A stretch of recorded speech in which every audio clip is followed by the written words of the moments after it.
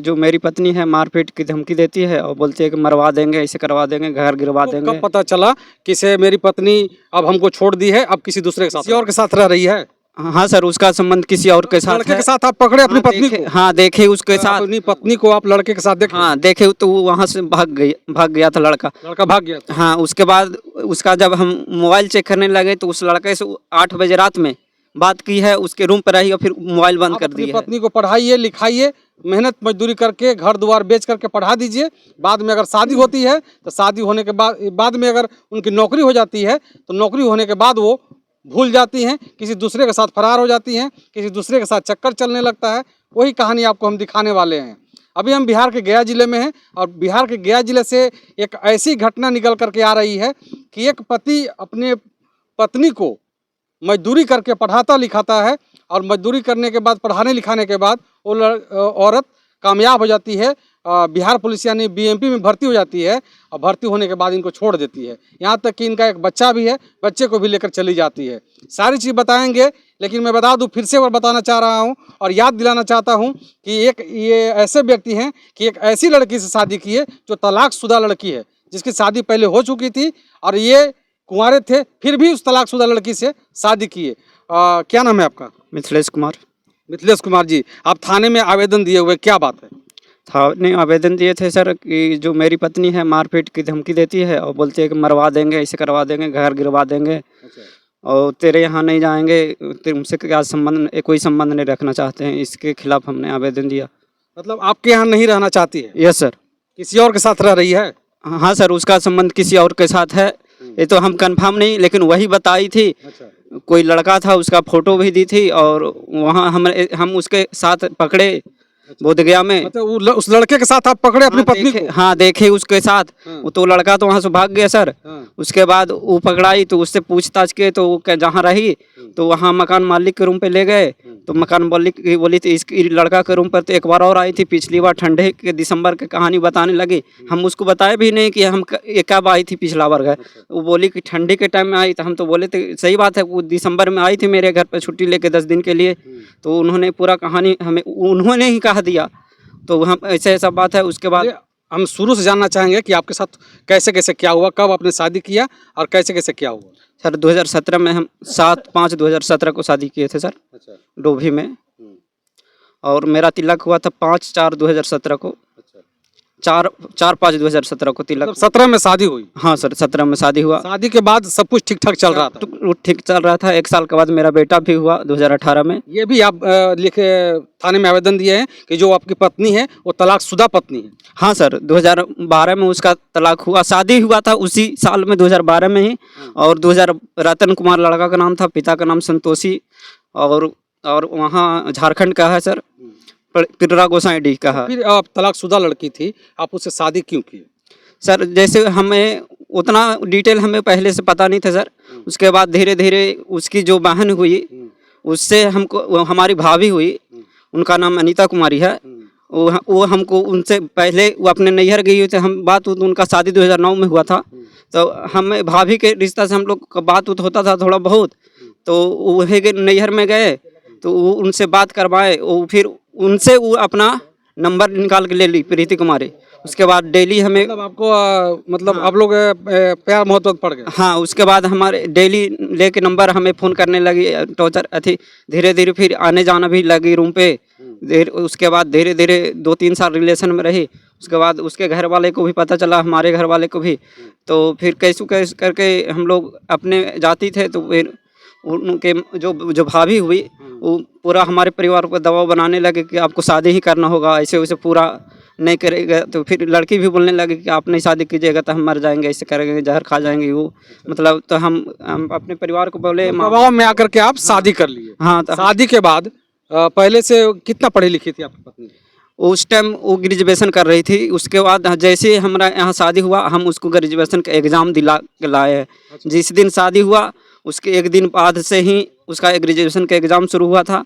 आप इस घटना को बाहर से भी पता कर सकते हैं, ऐसा तो नहीं है सर कि कहने की बात है। उसके बाद हम 4 से 5 दिन उसको एग्ज़ाम दिलावे, 6 दिन होता है, 1 दिन पहले दे चुकी थी।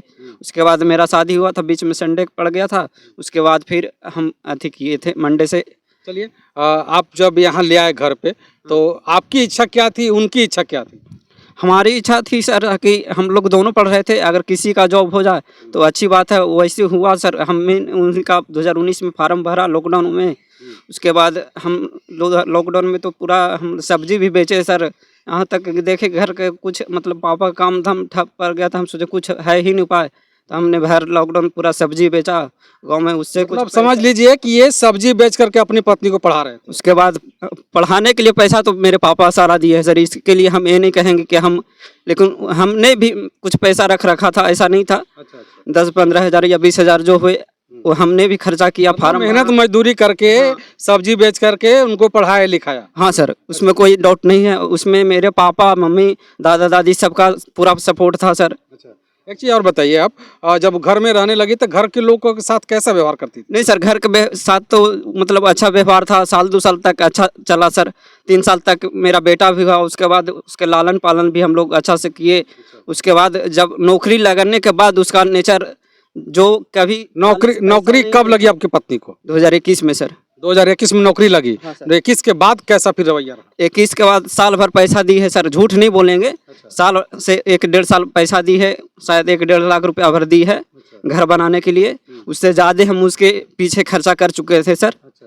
तो उसके अनुसार वो अपना भी तो अपना ही घर बना रही थी। हाँ सर, आप बोलती है कि घर जैसी से गिरवा देंगे, इसे करवा देंगे, वैसे करवा दें। हमको धमकी देती है, मरवा देंगे, पिटवा देंगे। आपको धमकी दे रही है? हाँ सर, मरवा देंगे आपको? हाँ, गाली गलौज भी करती है। मम्मी पापा के भी गाली दी है, बदतमीजी भी करती है। और कोई यार दोस्त कभी गलती से मतलब मेरे नंबर से, मतलब हर कोई जानता है कि मेरा नाम से साफ किया है, तो मान लीजिए उसके नाम पे कभी फ़ोन चला गया तो मैसेज में बोलती है, मतलब इतना बुरा लिखती है, हम तुम नहीं जानते हैं, इस वजह से पूरा लिख के भर के। उसके बाद उससे कोई बात करना आपको नहीं कब चाहता। पता चला कि से मेरी पत्नी अब हमको छोड़ दी है, अब किसी दूसरे के साथ रह रही है? सर हमको पता 21 मार्च को, जब ऐसे वो जब धीरे से दूरियां बनाने लगी, वो जब आती थी तो बोलती थी कि हम बोधगया कैंप पर रुकेंगे। तो हम सोचे कि क्या कारण है कि हर बार बोलते हैं बोधगया ही रुकेंगे। तो उस दिन वो भी हम ही को बुलाई थी। हम दूसरे जगह दरोगा कुछ टाइम तैयारी कर रहे थे, 2024 की बात ही है सर। उस टाइम तो हम बिहपुर थाना कटिहार तरफ रहते थे, तो उधर से एक ही ट्रेन है, एक 7:30 बजे है इंटरसिटी, उसके बाद है, लेकिन वो पटना तक नहीं आती है। तो उससे वो तो छूट गया था सर। वो फ़ोन करके हमको 9 बजे के करीब बताई कि मेरा छुट्टी हो गया है 11 मार्च को, आप भी आ जाइए, हम भी आ जाएंगे। और फिर उन्होंने बोला कि आप चले आइए। हम गया आए तो वो पहले हमसे उतर गई थी। उसके बाद उन्होंने फ़ोन बंद करके और वहाँ से चली गई। कहाँ गई अता पता नहीं लगा। फिर हम रात भर फ़ोन करते रहे, उसी की तरफ खोजते खोजते फिर हम बीएमपी कैंप 17 में पहुँचे। हम पहले बोले कि कैंप रहेंगे, जब कैंप में गए तो वहाँ ढेर सारी लड़की थी। उसको आईडी और अथी दिखा के और हम बोले कि इसको चिन्हते हैं, हम बताएं पूरा डिटेल। हम गए थे 1-2 बार कैंप में, तो वहाँ और कुछ लड़कियाँ थी जो चिन्हती थी हमें। तो बोले कि प्रीति के हस्बैंड है, ऐसे वैसे पूरा मतलब बताने लगे। फिर उन्होंने ही हमें दिमाग हम बताएं तो उन्होंने जो बाहर लड़कियाँ रहती थी कैंप से बाहर, उनके पास फ़ोन किया पता करने के लिए। हम ही कहे थे कि दीदी बहन जो भी है बोल के उनसे, और जो भी जितनी लड़कियां थी कांटेक्ट में उन लोगों के 150 में उनके साथ फ़ोन किया, तो उन्हें किसी को पता नहीं चला कि कहाँ है न है। उसके बाद जब सुबह हुआ तो कोई लड़की से नीतू कुमारी से बात करते पाई गई। उतने ही में हम सुबह हुआ तो हम लड़की लोग के कैंप वाले को कुछ नहीं बोले। हम सीधे मतलब जूता भी नहीं पहने, देखे कि बात हो रहा है, फ़ोन चालू हो गया। हम अपना बैग लेकर आए थे, बैग कॉपी किताब। उसके बाद वैसी लेके जूता मतलब पहने भी नहीं, वैसी दौड़ते हुए वहाँ से करीब 5 से 7 मिनट लगता है कैंप से बाहर आने में।